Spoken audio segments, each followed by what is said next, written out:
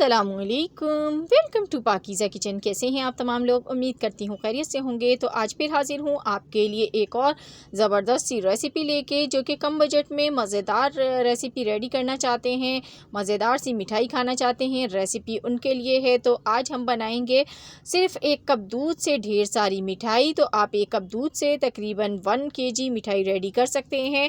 और इसमें कोई खुश्क दूध यूज़ नहीं होगा, ना ही मैदा यूज़ करेंगे, ना ही सूजी इस्तेमाल करेंगे।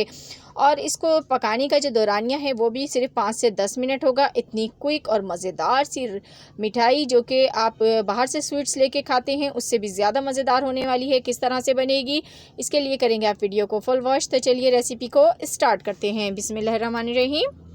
तो ये मिठाई बनाने के लिए आपको यहाँ पर तकरीबन 1 कप नारियल चाहिए होगा। इस तरीके से आप नारियल भी यूज़ कर सकते हैं और नारियल का बुरादा भी यूज़ कर सकते हैं। तो दोनों की क्वांटिटी 1 कप ही आपने लेनी है। तो अब हम इसको डालेंगे एक मिक्सिंग जार में, और इसको मिक्सिंग जार में डाल के हमने इसको ग्राइंड करना है और इसको थोड़ा सा पाउडर फॉर्म में बनाएंगे, लेकिन थोड़ा सा मोटा मोटा होना चाहिए। तो देखें इस तरीके का ये फॉर्म आ चुकी है इसकी। आप इसकी जगह नारियल का बुरादा यूज़ कर लीजिएगा, उसको थोड़ा सा ग्राइंड कर लीजिएगा। अब इसमें हाफ़ कप चीनी डालेंगे। 1 कप नारियल का बुरादा लेना है, हाफ़ कप चीनी लेनी है और एक बार फिर से इसको ग्राइंड करना है। तो ये देखें यहाँ पर अच्छी तरीके से दोनों चीज़ें ग्राइंड हो चुकी हैं और इस तरीके की देखें फॉर्म में होनी चाहिए, यानी आपस में चिपके ना, इस तरीके से पाउडर फॉर्म में हो। अब आपने एक ट्रे लेनी है जिसके अंदर आप इसको जमाएंगे। तो उसको अच्छी तरीके से आपने ऑयल की मदद से ग्रीस करके पहले ही एक साइड पर रख लेना है।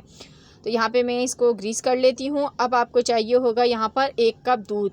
तो ये मेजरिंग कप से मैंने 1 कप दूध लिया है। फुल फैट मिल्क यूज़ कीजिएगा क्योंकि इसमें चिकनाई मौजूद होती है। हम इस मिठाई में बिल्कुल भी किसी घी का इस्तेमाल करने वाले नहीं हैं। तो इसी से ही हम ये मिठाई रेडी करेंगे। अब हमने एक पैन ले लिया है और उसमें 1 कप दूध डाल देंगे। और दूध जैसे ही थोड़ा सा नीम गर्म होगा, इसमें आपने जो मिक्सचर बना के रखा हुआ है नारियल और चीनी का, वो इसमें ऐड कर देंगे। आपने तेज़ गर्म दूध में ये चीज़ें नहीं डालनी हैं। अगर आपने दूध को पहले ही बॉईल करके नहीं रखा हुआ है तो आप उसको पहले बॉईल कीजिए, उसके बाद उसका टेम्परेचर थोड़ा सा कम होने दीजिए, उसके बाद इसमें ऐड कीजिएगा। और अगर आप लोगों के पास पहले ही गर्म दूध है तो उसके बाद उसको नीम गर्म करके उसमें आप ये ऐड कर सकते हैं। और इसको आपने करना है मिक्स, और मीडियम फ्लेम पर हम इसको कुक करेंगे। तो यहाँ पे इसको हम इतना पकाएंगे कि ये थोड़ा सा थिक होता जाए और आपने जो चम्मच है वो मुस्तकिल इसमें चलाना है। तो जैसे जैसे ये पकने लगेगा तो ये थिक होना शुरू हो जाएगा। इस तरह की फॉर्म में देखें ये आ चुका है।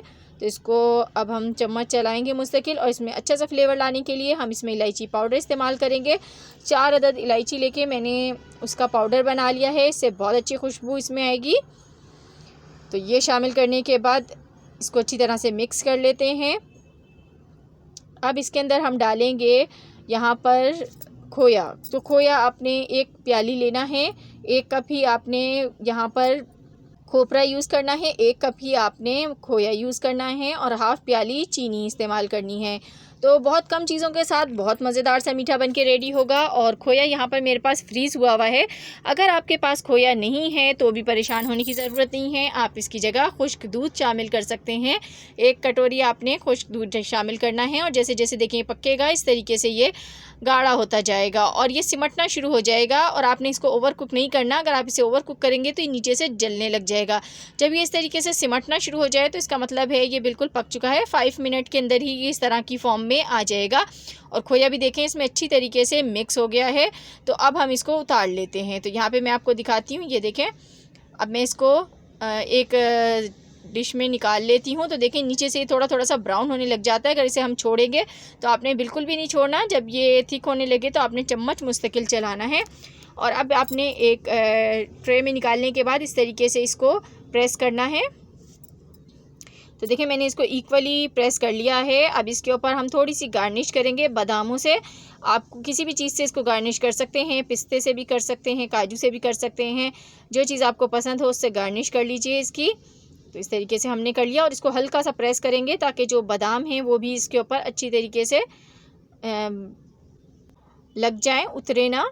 तो ये देखिए मैंने कर लिया। अब इसको आपने रखना है तकरीबन 1 घंटा रूम टेम्परेचर पर। जब ये ठंडा हो जाए तो उसके बाद आप इसे फ्रिज में रख दीजिए और उसके बाद आपने इसकी कटिंग करनी है। तो आपने 1 घंटा इसको फ्रिज में रखना है और 1 घंटा आपने इसको बाहर रखना है। लेकिन यहाँ पर मैं फ़ौरन ही आपको कटिंग करके दिखाऊंगी इसकी। तो यहाँ पर देखें, आप इसको देखें कितनी ज़बरदस्त सी हमारी थोड़ी सी चीज़ों के साथ इतनी सारी मिठाई बन के रेडी होगी। बाहर से इतनी महंगी स्वीट्स लेने की अब बिल्कुल भी ज़रूरत नहीं है। आप घर में 5 मिनट में मिठाई बना के रेडी कर सकते हैं। अपने मेहमानों को खिलाइए, ख़ुद खाइए और इन्जॉय कीजिए घर में। तो चलिए अब मैं इसे आपको निकाल के भी दिखा देती हूँ कि ये किस तरह से हमारी मिठाई बनी है। जब आप इसे फ्रिज में रखेंगे तो ये बहुत ज़्यादा अच्छी तरीके से सेट हो जाती है। तो हमारी दानेदार मिठाई बन के रेडी हुई है। अंदर से इसको तोड़ के चेक कराती हूँ। देखिए कितना अच्छा दाना आया है। कोई भी नहीं पहचान सकता कि ये आपने घर में रेडी की है। इतनी लजीज मिठाई है। तो इस तरीके से मैंने सारी टुकड़ियों को कट कर लिया और ये मज़ेदार सी मिठाई आप स्टोर करके भी रख सकते हैं। इसको जब दिल करे खाने के बाद मीठे को तो इसको ज़रूर ट्राई करें। अब मुझे फीडबैक दीजिएगा कैसी लगी आपको मेरी आज की रेसिपी। पसंद आई हो तो लाइक एंड शेयर कर दीजिएगा। मिलूंगी नेक्स्ट वीडियो में, तब तक के लिए खुदा हाफिज़।